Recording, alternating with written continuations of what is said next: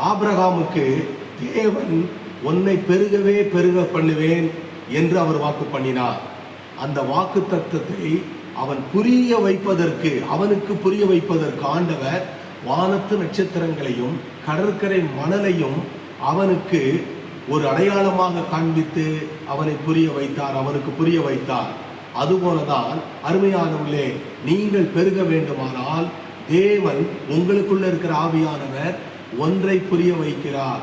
எப்படி ஆபிரகாம் பெருக வேண்டுமானால் அவனுக்குள்ள இருக்கிற தேவன் பேரில் இருக்கிற தேவ ரகமான விசுவாசத்தில் அவன் பெருகும் போது அவனுடைய சந்ததி பெருகும். அதுபோல நீங்கள் சமாதானத்தில் பெருக வேண்டுமா?